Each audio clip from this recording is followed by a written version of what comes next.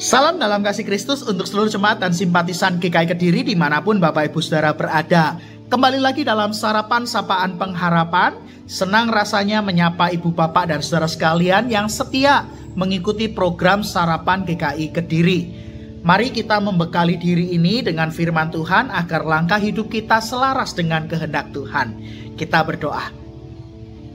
Tuhan Yesus yang baik, terima kasih untuk hari baru yang Kau beri.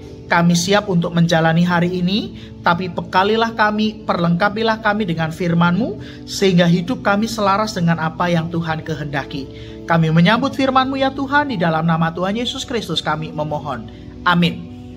Bapak Ibu dan Saudara, tema sarapan pagi ini adalah membawa damai di tengah konflik. Diambil dari bacaan Roma pasal 12 ayat 17-18. Janganlah membalas kejahatan dengan kejahatan, lakukanlah apa yang baik bagi semua orang, sedapat-dapatnya. Kalau hal itu bergantung padamu, hiduplah dalam perdamaian dengan semua orang. Terpujilah nama Tuhan. Dalam relasi, kita pasti pernah berkonflik. Penyebabnya bisa karena apa saja. Dari hal yang kecil sampai hal yang besar, dari yang masuk akal sampai yang tidak masuk akal, dari yang benar-benar ada masalah sampai yang masalahnya dibuat-buat. Ironinya, seringkali kita berkonflik dengan cara atau sikap kekanak-kanakan. Berbanding terbalik tentu dengan sikap anak-anak saat mereka berkonflik. Ketika anak-anak berkonflik, sesudahnya mereka berdamai, mereka akan bermain kembali, tertawa bersama kembali seperti sedia kala. Tapi kalau orang dewasa berkonflik, damainya cuma di permukaan. Setelah itu menjaga jarak, diam-diaman, dan tak lagi berelasi seperti dulu. Jadi, mana yang lebih dewasa dalam berkonflik? Harus diakui Bapak Ibu dan Saudara, melakukan apa yang dinasihatkan Paulus tentu bukan hal yang mudah. Mengingat kita punya kecenderungan untuk membalas perbuatan jahat yang dilakukan oleh orang lain. Hal ini yang seringkali membuat konflik berkepanjangan karena masing-masing pihak saling ingin membalas. Oleh sebab itu, Paulus mengingatkan, bukan hanya untuk menahan diri atau tidak membalas kejahatan dengan kejahatan, tapi lebih lanjut Paulus menekankan bahwa hidup dalam damai bukanlah keadaan yang di luar kendali kita. Tapi sebaliknya, perdamaian ada dalam kendali atau kontrol kita sebagai orang-orang dewasa. Artinya, sejauh kita berusaha menjadi pembawa damai dan menghadirkan damai itu, maka perdamaian adalah keniscayaan yang pasti terwujud di tengah konflik sekalipun.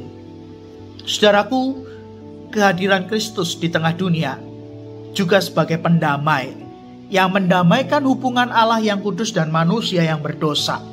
Maka peringatan perjamuan kudus adalah perayaan akan pendamaian yang dihadirkan Kristus bagi dunia. Saat kita ambil bagian dalam perayaan perjamuan kudus 6 Oktober mendatang, maka kita menghayati diri ini telah didamaikan dengan Allah melalui Kristus.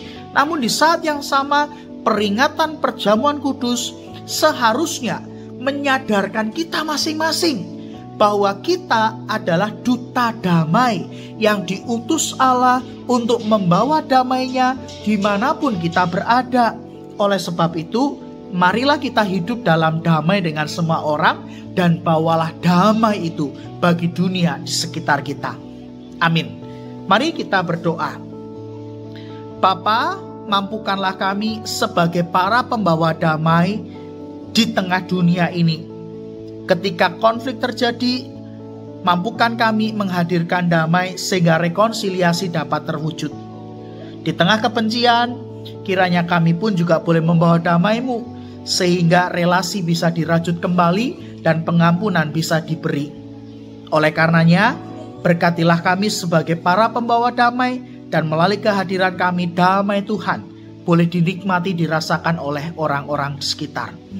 Kami pun juga secara khusus berdoa untuk peringatan perjamuan kudus sedunia 6 Oktober mendatang.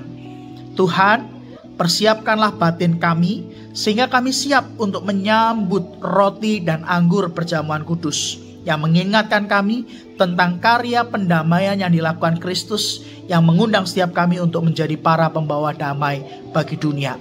Layakkan kami, kuduskanlah kami, dan ampunilah dosa kami, sehingga kami layak untuk mengambil bagian di dalam perjamuan kudus sedunia minggu mendatang. Terpujilah namamu ya Tuhan, kami siap juga untuk memulai hari ini. Kami serahkan segala sesuatunya ke dalam tangan Tuhan. Engkau memimpin langkah kami, Engkau memberkati karya kami, dan biarlah hidup kami senantiasa ada di dalam tangan Tuhan. Terpujilah namamu, demi Kristus kami memohon. Amin. Bapak Ibu, selamat melanjutkan kehidupan. Tetap semangat, tetap memberikan sukacita bagi sekitar, dan jadilah para pembawa damai dan penyalur berkat Tuhan untuk orang-orang di sekitar kita.